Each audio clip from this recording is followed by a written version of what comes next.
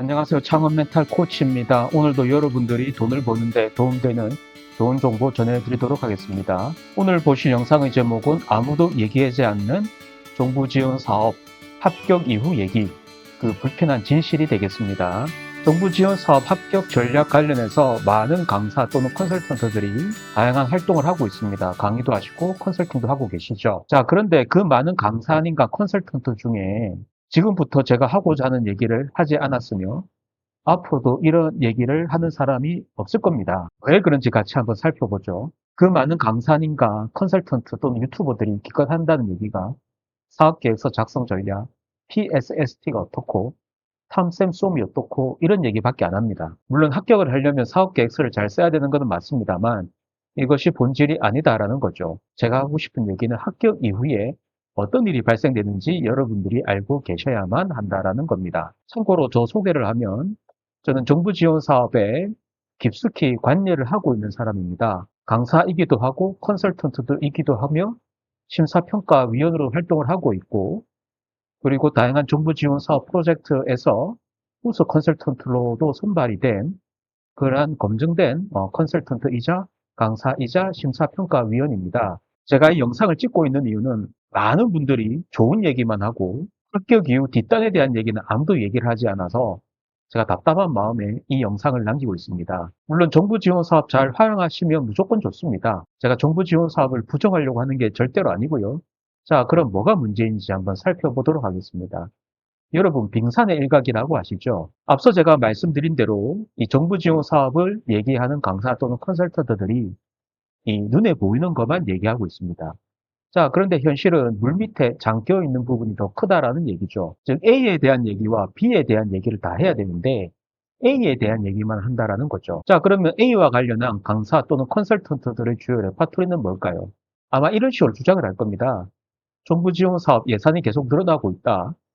누군가는 잘 활용하고 있고 관련된 사례를 제시할 겁니다. 그래서 이러한 지원 사업을 활용 못하는 당신을 바보라고 할 겁니다. 그래서 사업 계획서 작성이 중요하니 나를 따르라. 나는 이만큼 많이 합격을 시켰다. 뭐 이러한 논리가 주요 주장의 레파토리가 될 겁니다. 자, 그런데 제가 전하고 싶은 얘기는 이 B에 대한 부분도 여러분들이 알고 계셔야 된다는 것이며 B에 대한 부분은 합격이 전부가 아니다. 합격 이후 상황을 인지해야 된다는 거고 즉 비용 증빙, 적격 증빙, 사후 관리에 대한 아주 타이트한 프로세스가 여러분들을 기다리고 있다는 겁니다. 결국 이 모든 것을 사장님이 다 하셔야 한다는 거죠. 예를 들면 다음과 같습니다. 여러분 예비 창업 패키지, 초기 창업 패키지, 창업 도약 패키지 등 창업진흥원에서 다양한 사업을 하고 있지 않습니까? 여러분들이 이러한 지원 사업에 선정이 되시면 여러분들은 어떤 시스템을 쓰셔야 되냐면 이 창업사업 통합 정보관리 시스템이란 걸 써야 됩니다. 우리는 이것을 PMS라 그러는데요.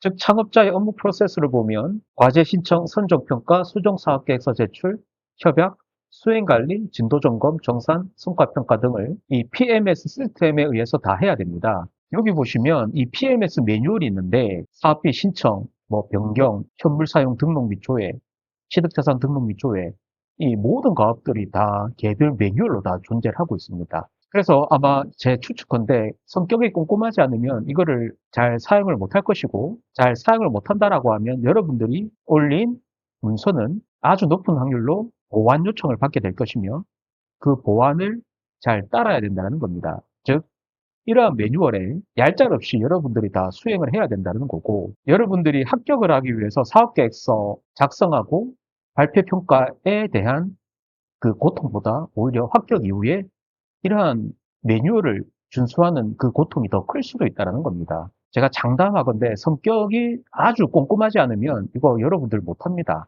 그래서 여러분들이 이걸 알고 계시라는 거를 말씀을 드리는 거고요. 그런데 이거는 세 발이 핍니다. 더 큰 난관은 뭐냐면 여러분 희망 리턴 패키지 재개 사업화나 로컬 크리에이터 지원 사업, 기타 등등 소상공인 시장진흥공단의 다양한 사업에도 관심이 많으실 거 아닙니까? 자, 이러한 사업들은 여러분들이 합격을 하시면 이나라 도움이라는 시스템을 쓰셔야 돼요. 이나라 도움 전체 업무 흐름들을 보면 여러분들 보조 사업자와 관련된 걸 다 해야 돼요. 회원가입, 사업 등록, 교부 신청, 교부 금액 확인, 집행 등록, 집행 관리, 정산 관리, 정보 공시 등등 이 모든 프로세스들을 여러분들이 하고 싶다고 하고 하기 싫다고 안 하는 게 아니라 다 해야 됩니다. 다. 앞서 말씀드린 창업진흥원이 PMS보다 이나라도움 시스템이 난이도가 훨씬 높습니다. 훨씬. 비교가 안 될 정도로 높습니다. 그래서 기본은 직접 이러한 수행을 해야 되면 아주 일부 사업에 대해서 전담 PM 제도가 있습니다. 제가 봤을 때 이러한 제도 자체가 좋은 제도이긴 한데 얼마나 많은 사장님들이 힘들어하면 이나라도움 시스템 사용하는데 도움을 드리라고 전담 PM 제도까지 접목을 했다는 것은 그 시스템 사용을 사장님들이 얼마나 힘들어하는지 우리는 직간접적으로 알 수 있는 대목이죠. 이나라도움 시스템이 얼마나 어려우면 별도의 이 카페가 존재하며 이 커뮤니티 카페를 통해서 서로 질문을 주고받는 상황까지 이어집니다. 회원수가 2만 명이 넘어갑니다. 결국 소상공인이면 관리 직원도 없는 사장님 1인 기업이 많을 건데 식당인 경우 기껏해야 주방장님 계시고 홀서빙 담당하는 이모님 계실 건데 사장님들이 이러한 시스템을 직접 컨트롤할 수 있냐라는 거죠. 물론 할 수는 있겠죠. 역시 이러한 부분을 잘 컨트롤 하시려면 선정된 사장님의 성격이 아주 꼼꼼하셔야만 합니다.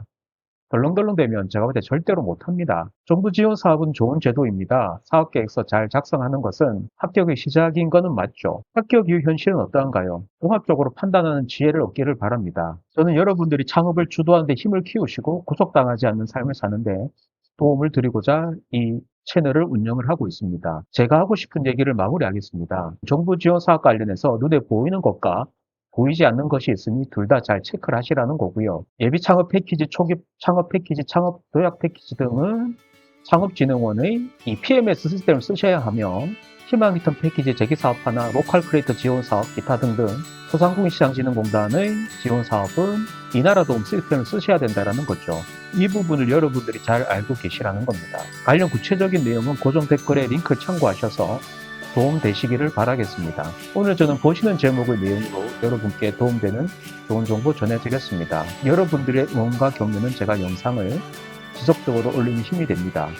앞으로도 여러분들이 돈을 버는데 도움되는 내용을 이 공간에서 꾸준히 공유하도록 하겠습니다. 오늘의 영상은 여기까지입니다. 지금까지 제 영상을 시청해 주셔서 대단히 감사합니다.